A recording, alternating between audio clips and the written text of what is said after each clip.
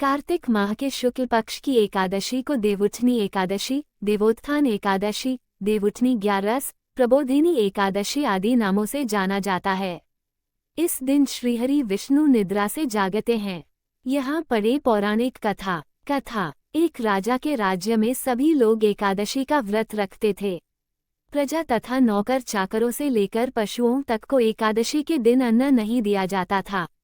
एक दिन किसी दूसरे राज्य का एक व्यक्ति राजा के पास आकर बोला, महाराज, कृपा करके मुझे नौकरी पर रख लें। तब राजा ने उसके सामने एक शर्त रखी कि ठीक है, रख लेते हैं, किंतु रोज तो तुम्हें खाने को सब कुछ मिलेगा, पर एकादशी को अन्न नहीं मिलेगा। उस व्यक्ति ने उस समय हाँ कर ली, पर एकादशी के दिन जब उसे फलाहार का सामान दिया गया तो वह राजा के सामने जाकर गिड़गिड़ाने लगा, महाराज, इससे मेरा पेट नहीं भरेगा, मैं भूखा ही मर जाऊंगा, मुझे अन्न दे दो। राजा ने उसे शर्त की बात याद दिलाई, पर वह अन्न छोड़ने को राजी नहीं हुआ। तब राजा ने उसे आटा, दाल, चावल आदि दिए। वह नित्य की तरह नदी पर पहुंचा और स्नान कर भोजन पकाने लगा। जब भोजन बन गया तो वह भगवान को बुलाने लगा, आओ भगवान, भोजन तैयार है। उसके बुलाने पर पीताम्बर धारण किए भगवान चतुर्भुज रूप में आ पहुँचे तथा प्रेम से उसके साथ भोजन करने लगे। भोजनादि करके भगवान अंतर्धान हो गए तथा वह अपने काम पर चला गया। 15 दिन बाद अगली एकादशी को वह राजा से कहने लगा कि महाराज, मुझे दुगुना सामान दीजिए। उस दिन तो मैं भूखा ही रह गया।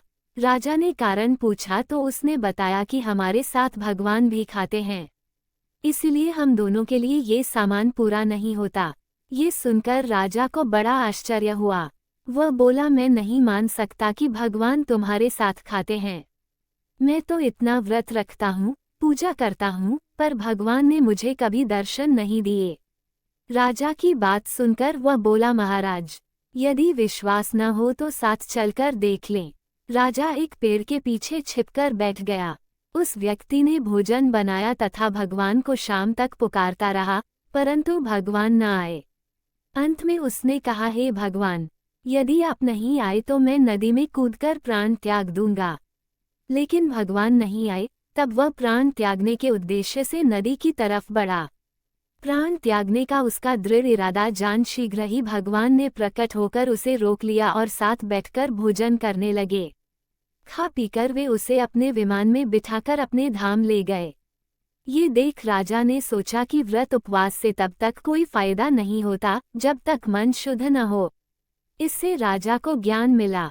वह भी मन से व्रत उपवास करने लगा और अंत में स्वर्ग को प्राप्त हुआ। एक राजा था, उसके राज्य में प्रजा सुखी थी। एकादशी को कोई भी अन्न नहीं बेचता था, सभी फलाहार करते थे। एक बार भगवान ने राजा की परीक्षा लेनी चाहिए। भगवान ने एक सुंदरी का रूप धारण किया तथा सड़क पर बैठ गए। तभी राजा उधर से निकला और सुंदरी को देख चकित रह गया। उसने पूछा, हे सुंदरी, तुम कौन हो और इस तरह यहाँ क्यों बैठी हो? तब सुंदर स्त्री बने भगवान बोले, मैं निराश्रिता हूँ, नगर में मेरा कोई जाना पहचाना नहीं है, किससे सहायता मांगूं? राजा उसके रूप पर मोहित हो गया था। वह बोला, तुम मेरे महल में चलकर मेरी रानी बनकर रहो।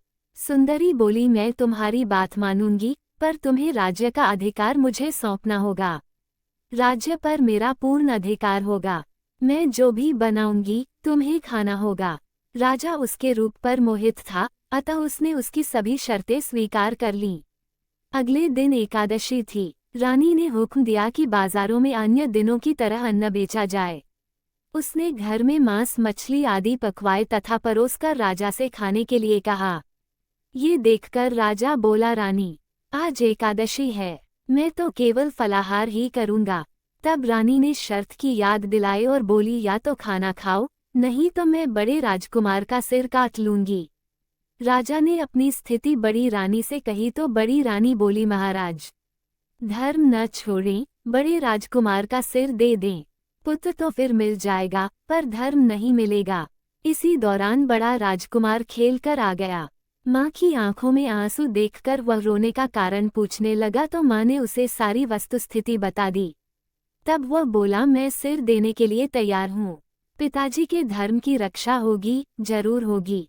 राजा दुखी मन से राजकुमार का सिर देने को तैयार हुआ तो रानी के रूप से भगवान विष्णु ने प्रकट होकर असली बात बताई। राजन, तुम इस कठिन परीक्षा में पास हुए। भगवान ने प्रसन्न मन से राजा से वर मांगने को कहा तो राजा बोला, आपका दिया सब कुछ है, हमारा उद्धार करें। उसी समय वहां एक विमान उतरा।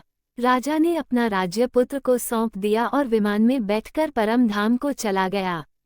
शंखासुर नामक राक्षस की है। शंखासुर ने तीनों लोकों में बहुत ही उत्पात मचाया हुआ था।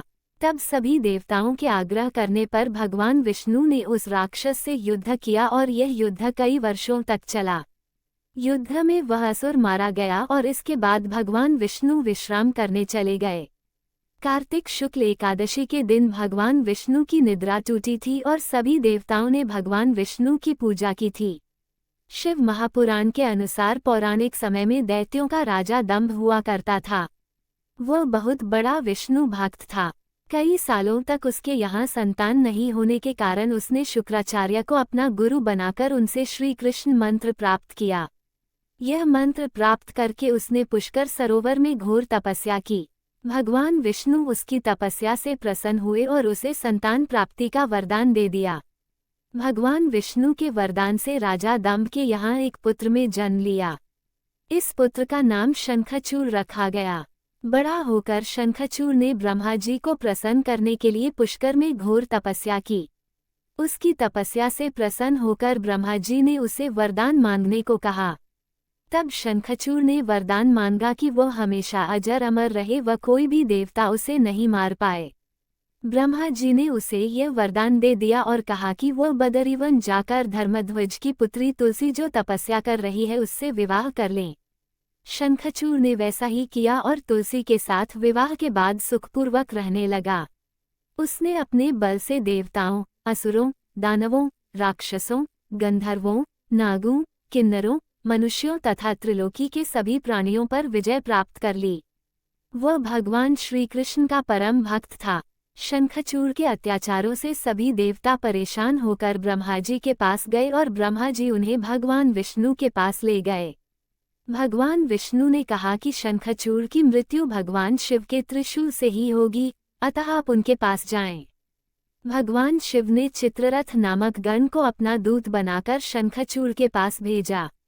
चित्ररथ ने शंखचूड़ को समझाया कि वह देवताओं को उनका राज्य लौटा दे, परंतु शंखचूड़ ने मना कर दिया और कहा कि वह महेश्वर से युद्ध करना चाहता है। भगवान शिव को जब ये बात पता चली तो वे युद्ध के लिए अपनी सेना लेकर निकल पड़े। इस तरह देवता और दानवों में घमासान युद्ध हुआ, परंतु ब्रह्मा जी के वरदान के कारण शंखचूड़ को देवता नहीं हरा पाए। भगवान शिव ने शंखचूड़ का वध करने के लिए जैसे ही अपना त्रिशूल उठाया, तभी आकाशवाणी हुई कि जब तक शंखचूड़ के हाथ में श्रीहरि का कवच है और इसकी पत्नी का सतीत्व अखंडित है, तब तक इसका वध असंभव है। आकाशवाणी सुनकर भगवान विष्णु वृद्ध ब्राह्मण का रूप धारण कर शंखचूड़ के पास गए और उससे श्रीहरि कवच दान में मांग लिया। शंखचूड़ ने वह कवच बिना किसी संकोच के दान कर दिया। इसके बाद भगवान विष्णु शंखचूड़ का रूप बनाकर तुलसी के पास गए। शंखचूड़ रूपी भगवान विष्णु ने तुलसी के महल के द्वार पर जाकर अपनी विजय होने की सूचना दी। ये सुनकर तुलसी बहुत प्रसन्न हुई और पति रूप में आए भगवान का पूजन किया व रमण किया। ऐसा करते ही तुलसी का सतीत्व खंडित हो गया और भगवान शिव ने युद्ध में अपने त्रिशूल से शंखचूड़ का वध कर दिया। तब तुलसी को पता चला कि वे उनके पति नहीं हैं बल्कि वे तो भगवान विष्णु है। क्रोध में आकर तुलसी ने कहा कि आपने छलपूर्वक मेरा धर्म भ्रष्ट किया है और मेरे पति को मार डाला, अतः मैं आपको श्राप देती हूँ कि आप पाषाण होकर धरती पर रहे। तब भगवान विष्णु ने कहा, देवी, तुम मेरे लिए भारतवर्ष में रहकर बहुत दिनों तक तपस्या कर चुकी हो। तुम्हारा ये शरीर नदी रूप में बदलकर गंडकी नामक नदी के रूप में प्रसिद्ध होगा। तुम पुष्पों में श्रेष्ठ तुलसी का वृक्ष बन जाओगी और सदा मेरे साथ रहोगी। तुम्हारे श्राप को सत्य करने के लिए मैं पाषाण शालिग्राम बनकर रहूंगा। गंडकी नदी के तट पर मेरा वास होगा। देवप्रबोधिनी एकादशी के दिन भगवान शालिग्राम व तुलसी का विवाह संपन्न कर मांगलिक कार्यों का प्रारंभ किया जाता है। हिंदू धर्म मान्यता के अनुसार इस दिन तुलसी शालिग्राम विवाह करने से अपार पुण्य प्राप्त होता है। देवउठनी एकादशी के दिन व्रत करने वाली महिलाएं प्रातःकाल में स्नानादि से निवृत्त होकर आंगन में चौक बनाएं। पश्चात भगवान विष्णु के चरणों को कलात्मक रूप से अंकित करें। फिर दिन की तेज धूप में विष्णु के चरणों को ढांक दें।